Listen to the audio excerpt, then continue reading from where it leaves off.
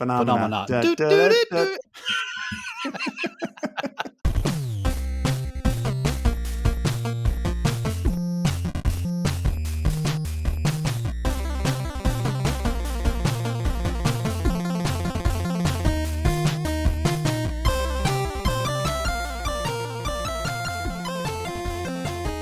Hey, Ben. Hey, Matt. I mucked up the intro, didn't I? So this is going to be a pain to edit. Never mind. Hello. How are you doing? I'm doing making just notes fine. of myself in the actual audio recording that everyone's going to hear about how badly I mucked it up. Well, that's fine. This is a high production value podcast. It is. Well, it So is. we I have- made you get an electronics project box out just to make your microphone a bit higher up. So yeah, because I had to build a better microphone. So you You start had with the to. electronic project box, and then No, we didn't quite. I dread to think how complicated and how deep that rabbit hole goes if you can actually say, no, I want to make my own microphone. I'm going to make my own USB microphone. Oh my right? gosh. Yes. What technology would that's a really interesting. I know this is not what we were going to talk about, but what a fascinating set of technologies you need to understand, both analog electronics, Yeah. digital electronics, protocols, Uh-huh. isochronous, whatever it's called. Isochronous. I just feel like it should be isochronous really, but yeah. All right. Well, we're not doing that right now. We both have commercially bought microphones, I should add. Yes. And Made by hopefully professionals. yeah, we They're not yeah. us. I'm a professional. A professional USB microphone maker? No, but I am a professional. You just said professionals. You didn't qualify it. I'm a professional boxer. Here's my USB microphone. That's right. Well, that works. Uh-huh. Yes. Uh-huh. Anyway, that's not what we were going to talk about today. What are we going to talk about today? I was kind of thinking about talking about, I don't really have a better title than The Joy of Programming. The Joy of Programming. Right. I love that name. That's great. Yeah. It's sort of like, possible references to possible things from the 70s that might be not appropriate for children. But Didn't Madonna make a book that was something like that as well? I think that was The Joy of something else. That again, I don't know. The book I'm thinking of was not written by Madonna. But Okay. In any case, the phenomena of doing things that cause dopamine to be released into your brain, right? Which in some instances you might call addiction. In other instances you might call the thing that we do professionally and get paid for, which is programming. And there are many other things, but there's just sort of this amazing phenomena of, if you love to program, there are aspects of it that are deeply rewarding to you. And I have definitely had this sort of moments in my life where I had opportunities to maybe step away from that, and then ultimately decided that I did not want to do that because programming brings me a lot of joy. And it seems like it would be a shame to give up on it. So I was maybe going to talk through and think about, okay, what specifically about programming brings us joy as programmers who love to do What these an things? What an amazing topic. And as all of these podcast recordings go, it couldn't be more timely in so many ways, which I'd like to think that you had the foresight to think about that and go, hey, I'm going to propose a topic which is going to make Matt feel better. But, but one thing I would say is that your comment about addiction, it rings somewhat true. But my understanding is that the addiction part has the negative connotation, a negative part of the definition, which is that you will seek out that dopamine rush to the detriment of other aspects of a normal life or something. And we don't do that with programming? Some phrase. Well, I mean, so there's a difference. There is a difference. Like, if you leave your child at school and forget to pick them up because you're programming, that might be considered an addiction. And I'm sure we've all but skirted the edge of things like that. Yeah. But I said it's a very different thing from, and so, right, personal example, many times while I'm in the flow state, pun intended for coming up, I'm in the flow state and I'm programming and time has no meaning whatsoever. By the time I finish, I realize that it's actually excruciatingly painful because I've needed to go to the bathroom for probably half an hour, and I've zoned it out so badly that now I need to get into a very different flow state quite urgently. And that you could say has the hallmarks of like being sort of somewhat destructive of a sort, right? Or self-destructive, right? So I get that I get it's on the scale, but I just want to make sure that like we don't, first of all, we don't minimalize folks who are on the addiction side of things, whatever those things are, right? Let's not trivialize it, right? Because this is this is a light-hearted conversation about things we love, not like anything other than that. But yeah, I think maybe the part where programming the joy of programming is detrimental to my life is that I don't know when to stop doing it for money and when doing it for fun. That changeover is, like, and that can be abused. For example, when 100 million years ago, when I was in the games industry, the fact that they barely paid anyone to do anything, but expected us to do 14, 15-hour days for 7 days a week for weeks and weeks and weeks upon end. I think that the fact that I loved it so much and I got so much out of it carried me through in a very different way than I would do nowadays. Even though I do love doing it, I will go, actually, you know what? I've got a family to go home to. Yeah. Anyway, so getting those caveats aside, what makes programming that much more fun than most other activities, other than maybe, I don't know, I mean, between consenting adults, golf?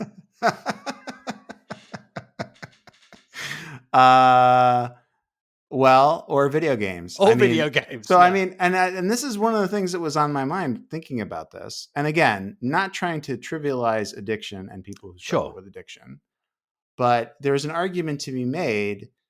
And, I was talking to a friend about this earlier today, and he was kind of making this argument. It's like, there are sort of older models of addiction and there are newer models of addiction. And one of the more new, although I am not a psychologist or a psychiatrist, and I am not trained in any of these things. I'm a very, very much a layman, but I'm just saying from my perspective, the way that I think about this stuff is that you can have functional and dysfunctional behaviors. Mm-hmm. You've maybe heard the term functional alcoholic before. And that is a person who struggles with alcohol addiction, but does so in a way that it's not really affecting their life in any sort of like significant enough way to be dysfunctional, right? To be in those situations, like you say, where you don't pick your kids up from school or you lose your job or something like that. And video games certainly have this same property, or can have the same property of, playing video games. Maybe you are a functional video game addict and you just play a lot of video games and you enjoy it and you just spend a lot of your time on that, and that's fine. And maybe you're a dysfunctional video game addict where you're like ducking out of work in the middle of the day to play EVE Online. Maybe it's 5 a.m. and you're still playing your level 70 cleric, and you've got to get up in 35 minutes time, and you're exactly. I hear. Exactly. And I am guilty of that for sure, especially in my younger days, where it's like, I would play video games until 2 a.m. And then, like when I was in school, I would play video games super late and then have to wake up early for class and then fall asleep in class. And I'm like, this is a problem. I need to not do this anymore. And so like, why are these like, why do we do these things? We do these things because dopamine and programming has this, and you're talking about the flow state earlier. Programming has this amazing ability to put us into this state where we're just like getting the dopamine rewards over and over and over again. And you're like, oh my God, this is amazing. And then 5 hours fly by, just like with the video games. Right. But of course, no one's going to say, Ben, you're addicted to programming and you need to stop. Right. Like, no, they say, thank you very much, Ben. Here's another paycheck. Exactly. And as you were saying, like, ironically, maybe not ironically, in the video games industry, that it's like, yeah, they'll be very happy to just have you work 12-hour days. And not only will they not have an intervention for you and tell you that you have a problem, but they will reward you and say, great work. And, put your name on the That's side not of exclusive the to video games. I think, there are many places that will be happy to take on extra work for no extra. Yeah. Of course. So like, I kind of wanted to think about this in the context of like, how do you harness this property, this reality for good? And and what are the things that you do that sort of bring you this joy and let you do these things, and let you turn it into a career? And, the sort of dimension that I was talking about before of like not giving up on it, right? Because it's like, you could, for certain other behaviors that are like this, see this property as a curse. Like when you do this thing, your brain releases a bunch of dopamine, and that means you're just going to want to do it all the time, right? Mm-hmm. And you apply that property to a bunch of different things and you get a bunch of different results. You apply it to programming and we call that a career, right? So like, what is it that does that? And is that something that you should give up? Is that something that you should try to stop? I argue no. I argue lean into it. Mm-hmm. I argue embrace it and maybe even be thankful for it. As I was saying, 10 minutes ago, I've had different opportunities in my career to sort of move into roles where I'm not coding anymore. And I've tried that. I've done it. And I didn't enjoy it. I think we've talked about this on the mm-hmm. pod before. And one of the reasons why I decided not to do that is because I really view this joy of programming as a gift. It is a very fortunate thing that one of the things I absolutely love to do also pays really well. Mm-hmm. Yes. And I would be sick if I ever gave that up and put myself in a position where I was like, I hate my job now. Right? I mean, this has been a 30+ year career for me too, where everyone I've ever spoken to who has a quote normal job, because I don't know how common it is that the situation that you and I are in. Yeah. But other people would introduce me and say, he does his hobby for a living. And I'm thinking, yes, I do. And, it was 10 years into my career that my mum stopped asking me, when are you going to get a real job? Because to her, I didn't have, part of that was games, right? But, right. But also if you, what is the quote, about work-life balance or whatever, like if you love your job, then there is no balance to be had. There is no work and life that are separate things. Your work is part of your life, which inevitably it is. Yeah. And the dysfunction then comes when you do it too much and you can't stop, and your personal relationships suffer in a way that just suffer, full stop. Right. But yes, to your point, if I can get on a train at 7:30 in the morning, get to work, spend 8-9 hours a day in a flow state or close to, enjoying what I'm doing, provide enormous value, we hope, to a company, and they remunerate me for doing that, and I high five everyone on the way out, get on a train, go home, maybe even have some energy to do some hobby programming in the evening still somehow, then why would you stop doing that? Why would you possible reason is there to do that? So one counter to that, obviously, is that you do have, unlike, again, many other careers or things that you might, what's the word I'm looking for here? Let me just explain it. Like, one thing that we have is our job is accessible to us remotely. As in, when I get home, I can carry on my job, but I can also do most of the things that I could do in my day job, I can do as an individual person. I can write code for my hobby projects. I can nowadays fire up cloud providers worth of GPUs if I want to play around with GPU related stuff. And it's not free, but it's also not super expensive. There's not like too many things. Now, the very, very crazy low latency stuff that I also love doing, gives me probably the most dopamine, is not something I can do because I do need some magical stuff to be able to play with in the evenings. But by and large, I could say to myself, all right, for some other trade-off in my life, I will spend my time at work not doing the thing that I love for some other benefit to be determined. But I still at least can go home and do it on my own time and do my own projects, which is, again, harder to do for some folks, or at least maybe they have a different thing that is just, I knit when I get home. Sure. Right. Fine.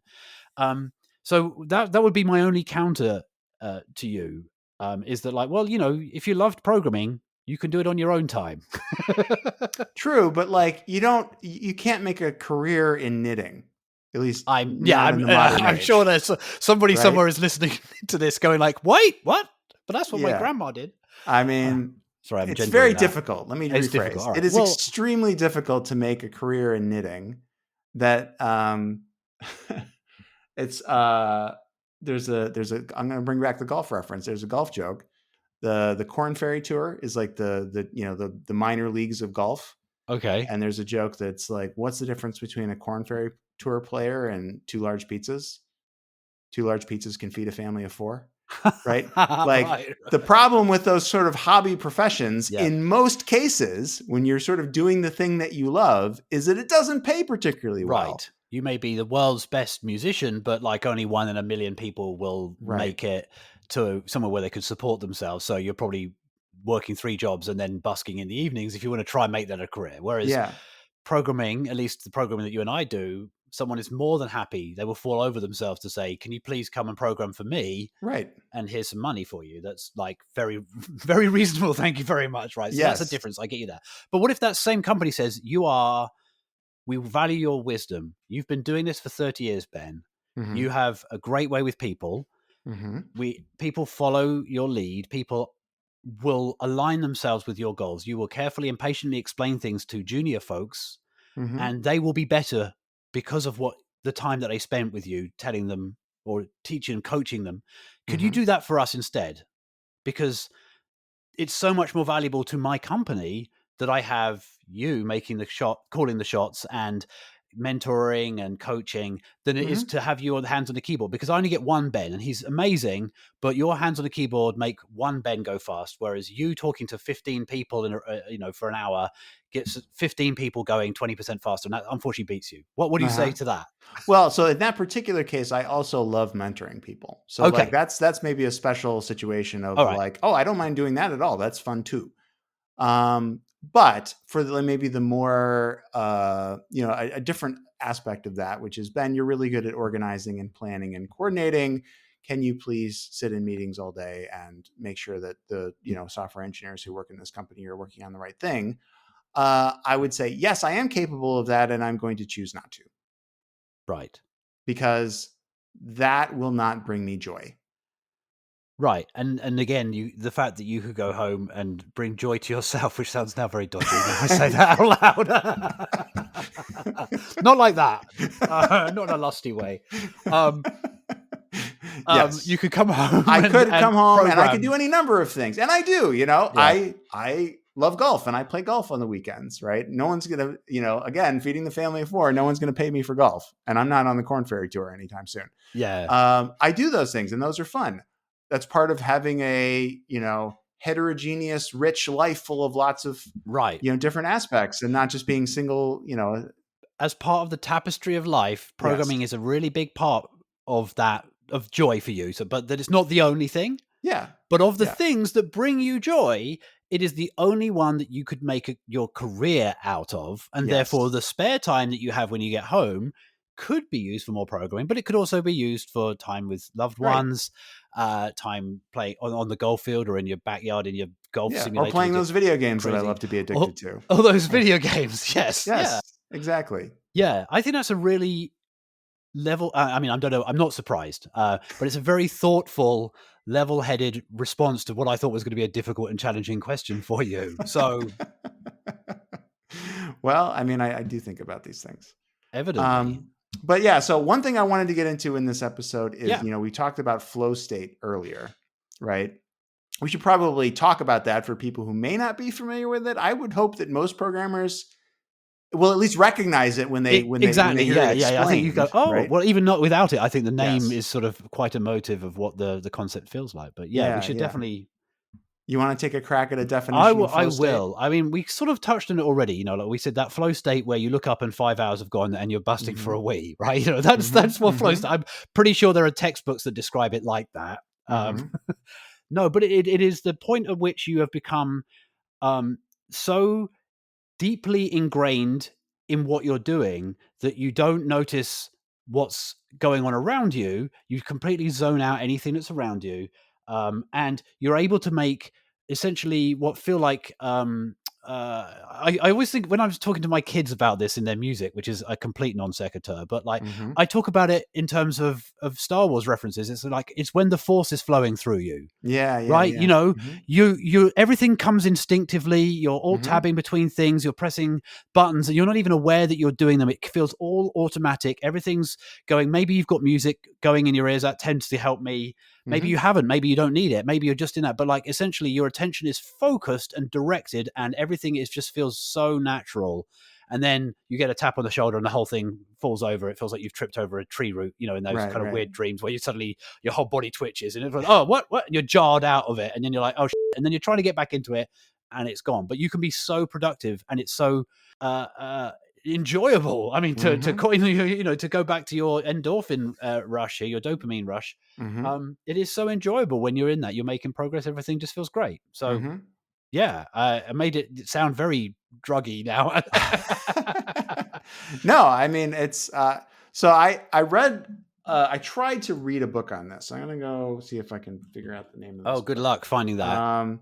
But this is where, because we're not going to do much editing of this, I can talk while you Google if you like. Yeah, no, there's what is the name of this book again? It is Flow, the psychology of something.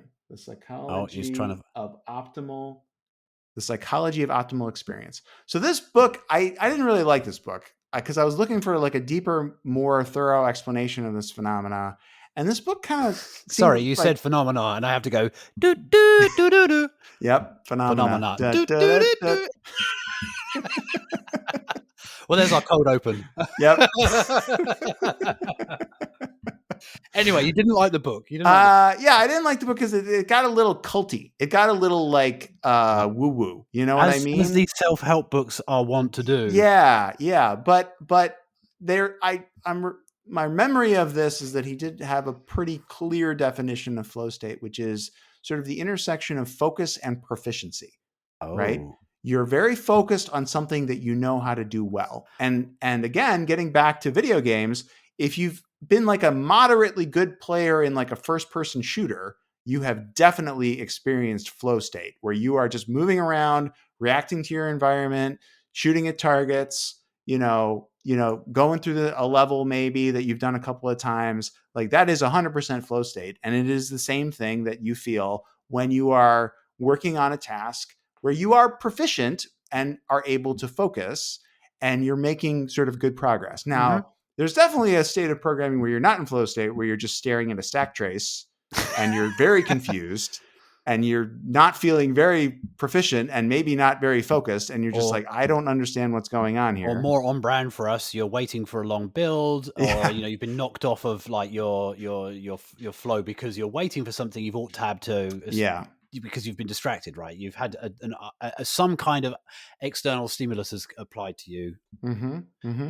But I view that flow state as being like the core of the joy of programming, right? And there are other interesting things. There are other interesting things about programming that are fun and I enjoy, but it's like that's like the main loop. That is the joy the nugget, the center of it that you build everything. I was going to say, like, again, away from the keyboard and having just come out of a few meetings today where this has happened to me, we've had some great discussions with people that are, the moral equivalent of whiteboarding ideas, where that can also be very rewarding. Yeah. And essentially, when people ask me what do I like about programming, I do like the flow state, and I think it is a very big part of certainly the, why you and I are so aligned on things like, hey, if we had the build be this much faster, then, you would just build and test, and then you're like banging away at the code and everything's just going. And you're like, this is great. Nothing here to stop me. But also what I tend to say to people is it's problem solving and it's deep digging. It's like, always picking up another rock and going like, but why is this broken? Well, that doesn't make any sense. And like, almost like this. Yeah, that's what I think. That's what I tell people that I like about programming. Yeah. But the flow state is a core part of it for me as well. Yep. And sometimes those things go together, right? Like you can be in a flow while solving a problem. And like, again, video game analogy, it's like, okay, how do I figure out this dungeon? How do I get this thing up to this? How on earth do I get the flame down from up there? Right. It's like play Portal for an hour and you will experience this for sure. Right. That's true. So like you can be doing both of those things at the same time. You can also be solving problems and not be in the flow state and still find that very rewarding. And I certainly do. Like, it's almost more of like a jigsaw puzzle thing where you're just kind of like, like, I don't understand how these things are going to fit together. What am I going to do here? Although that's maybe not exactly a jigsaw puzzle. No, I'm with you. It's like kind of the same thing, right? Yeah. But but yeah, I mean, those things can all, the sort of puzzle aspect, maybe more like a Rubik's cube, like when you don't know all the algorithm to do the Rubik's cube and you're doing it in 3.4 seconds, right? Right, which is not me. Yeah. But like that kind of problem solving and that sort of puzzle solving is also very rewarding, but is maybe not flow state, right? Yeah. So flow state obviously is not a programming concept. It's not unique to programming. We've already just said that, video games also, you can be in a flow state. Obviously only a very few people get paid a living wage to play video games all day. Right. Something I need to keep informing my teenage children. Yeah. But what else do you think? What other things can be flow state? And what is it about programming, do you think? Is it just an accident that we found a job that flow state is good for? Do you think, maybe this is where we could actually invite listeners to send us messages on the emails or Hackaderm or whatever the communications is, and say, like, what other things are there out there? Because, I'm skewed by my knowledge of what my experiences, and the only other things I can think of that are close to that you could maybe call a career are people who are like scientists and mathematicians who are trying to solve difficult problems of a sort, and sitting down with a piece of paper working out stuff. And I can only imagine that must be something like a flow state if you're going to be staring at something for 3 or 4 hours while you manipulate symbols around and look for that glimmer of inspiration that goes, this will cancel with that. Or so, again, I'm so bad at maths, but like or similarly, I have there's a acquaintance of mine that is a theoretical physicist, and I can only imagine that what goes on when he's at his desk at work with his feet up on his desk, just with his hands behind his head, just thinking about physics, which is presumably what a theoretical physicist does, right? There's got to be something going on in there that's like, right. Akin to what I must be feeling when, you're trying to go, well, what if that happens over there? I can do, yeah. But yeah, it's maybe other knowledge work in general. Do you think other knowledge work? I mean, I don't really know. Like I said, I've tried very hard to spend most of my career doing programming, but I would imagine that there's a lot of knowledge work that has this property. Right. But this happens to be the one that we did as kids, and turned out to be a decent career and gives us this joy as well. Yeah. I wonder what it was. So yeah, I mean, if we just, there's problem solving, there's and so, like you've like to say, the problem solving sometimes are the problems of your own making. The whole what is it? The tell me. Programming is a murder mystery where you are both the detective and the murderer. Right, and so in a sense that you're doing both of those things, right? You're both committing murders and also solving them at the same time. Yes. There's definitely always something to be looking into. I'm really interested in what it is about programming specifically. I've always thought, again, it's like you're building these edifices, these complicated interlocking systems, and yet they don't exist anywhere but your own mind, really, and a bit of crappy ASCII in a text file somewhere. Yeah. No, I mean, there's 100%, there's a big creative aspect to programming, which I think most lay people wouldn't really expect. Right? I remember vividly talking to my game producer in like the late 90s, early aughts, and we were talking about some aspect of programming, and it was, I can't remember what the discussion was about, but halfway through I realized that he thought the thing that was blocking us from getting more work done was our inability to type faster. Right. And you're like, oh my God, no, it's not like I just know what to do and I have to tell the computer what to do, and if only I could type faster, it would get done quicker. Yeah. It's that I don't know how to tell the computer what to do because none of us really understand what it is we want the computer to do in the first place. And that's and you're like, that was a mind-blowing thing. Because it's, as you say, lay folks may not necessarily realize that it is a very creative process. And that's just also a mea culpa on my own front here. Obviously, I sort of said at the beginning of this, this is a therapy session, but I have just managed to put to one side my management responsibilities in order to get back to doing more programming. So this couldn't be more on target for me. But one thing I realized was, I've been trying to do a bit of programming in between, but I've been so mentally exhausted by everything that I don't think I realized how much space and time and relaxation and the creative process needs. You need to be able to pace around the room and not feel under the time pressure to have these creative things pop into your head and go like, and like I think we've probably said at some point on this show before now.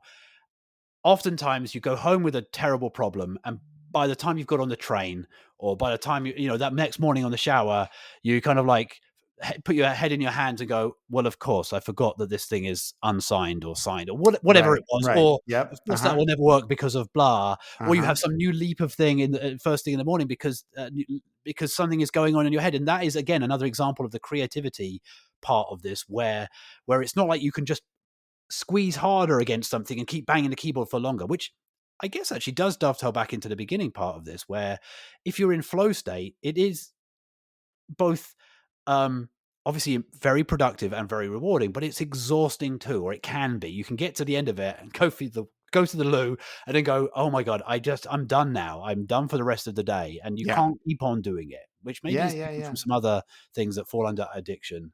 Right. I mean, it's almost like going for a long run and then stopping, right? Like which is the only reason to go for a sorry, excuse the dog. But that's the only reason to go for a run, is to stop. As far as I'm concerned, there's no other benefit other than the blessed relief when it's over. Right. And then it's like, I don't know if you've ever been in this situation where it's like you go for a run and you stop and you like realize that you need to actually run more. That is terrible. That sounds nightmarish to me. You stop for like 2 minutes and then you're like, oh, I was supposed to do like 7 miles and I only did 5. Okay. No, yeah, that's like it's awful. I can only imagine that. Again, sorry to get all toilety on you here, but it's like if you're going to the bathroom and for whatever reason you suddenly have to stop, and then that's the worst, isn't it? Like, oh no, hang on, someone's just opened the door. I didn't. And then you're like, oh yes, nobody needs that. Nobody needs that. Will this be our first R-rated? No, we're just going to edit all kinds of stuff out of this podcast. Oh my gosh, I don't know that we are. Think you think too much of my editing skills. But no, I mean, it's, and I've 100% had that too, where it's like, you know, you're cranking away on something and then you like commit, push, and you let it build, and just all of the adrenaline and all the chemicals just drain out of you, and your brain just goes, and then you're like, all right, now I need to go to bed because I've been at this for 10 hours. And I'm spent enough. now. Yes. Although actually, just thinking about that in that terms, I know that, you know, both you and I are pretty fair proponents of TDD and other sort of aspects, which is broadly falls under the umbrella to me of gamifying something to capitalize on the human love of a little hit of endorphins or dopamines or whatever. Every time the bar turns green, you just get a little ding. I love it because, but again, you and I have spoken about this before. You and I are aligned on this because of bias, and that's why we have a podcast together, right? You know, because we found how aligned we are. Right. But I've worked with people, and I'm sure you have, who are much more. I just sit and I write code and I write code and I write code and I write code, and 3 days later I build it for the first time, and it works, and we're done. And you're like, I don't know how you could be satisfied at any point throughout that whole thing, because the entire time I'm sat on my hands kind of rocking backwards and forwards saying, just build it, there's a typo, build it, there's a typo, build it, there's a typo, and then the quicker I find it, and even that is a reward. Like I will often comment out large gobs of code that doesn't compile while I'm sort of doing refactoring, just to kind of get the warm, gentle pat on the back that, hey, at least the bit you've done, the bit you've converted over still builds. And I'm like, okay, that's good enough for now, and then carry on. Yeah. So people can be different about this, right? You know, it can be for sure. Those habits that we both have really do kind of gamify the process, right? And it's like it's playing into the way that we think about it and what is effective for us. And you know, I, as much of a TDD guy as I am, like, you have to recognize that this is not for everybody, right? It might not even be for most people. I think it's a skill that everyone should learn how to do, but whether you use it or not, that's just depends on you and your team also, because you kind of can't do it by yourself. You need a team. So finishing up on the sort of themes that we normally touch on this, so another thing that you and I have liked to do, and I haven't done for a little while, is pair programming. Can you get into a flow when there's another human being in the mix, do you think? Yeah. Have you ever had a conversation in a restaurant? Oh, what an interesting analogy. You're eating your food, you're talking. That's pair programming flow. Unaware about everyone else in the restaurant who's having their own conversations. Right. Yeah. Mm-hmm. Until, and this is a feature, not a bug, the person behind you starts talking about how they murdered their wife, and you're just like, what? I was going to say, your brain just like clues into that.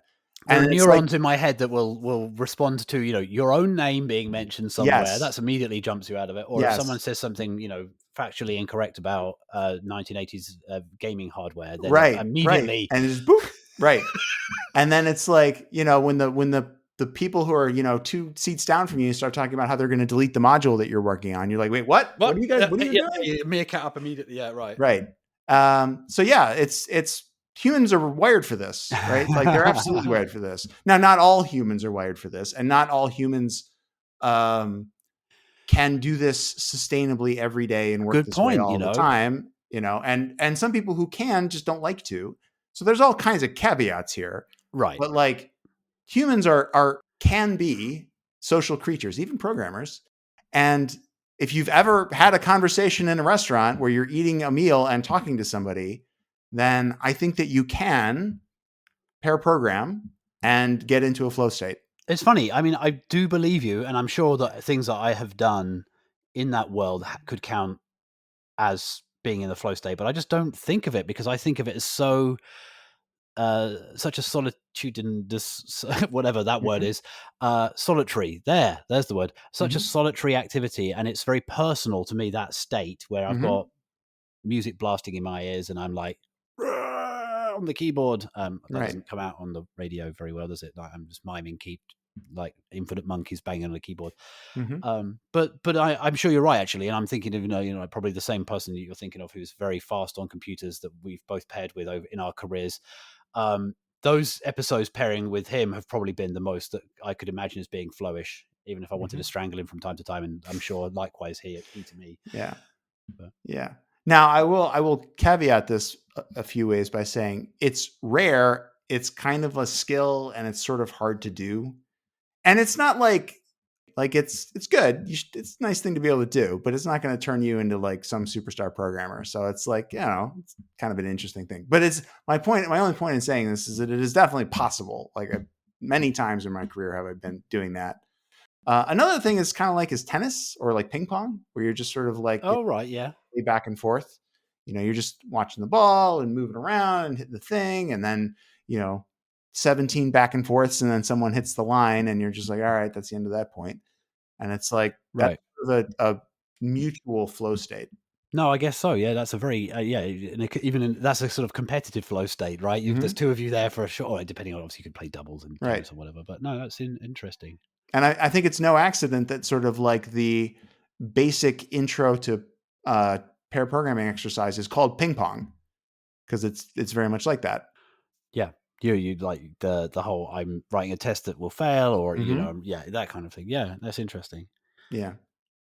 Well, friend, we're at basically at recording time, I realized, because we've been in a flow state. The time just flew by. It did, didn't it? Oh, come on.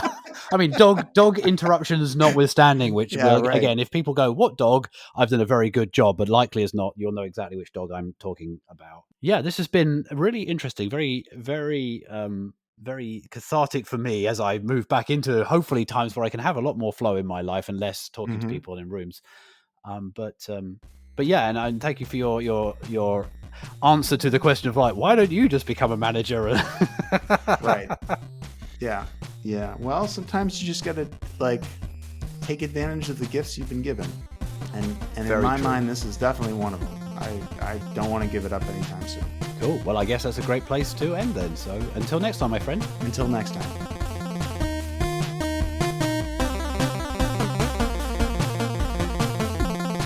You've been listening to Two's Complement, a programming podcast by Ben Rady and Matt Godbold. Find the show transcript and notes at www.twoscomplement.org. Contact us on Mastodon. We are at twoscomplement@hachyderm.io. Our theme music is by Inverse Phase. Find out more at inversephase.com.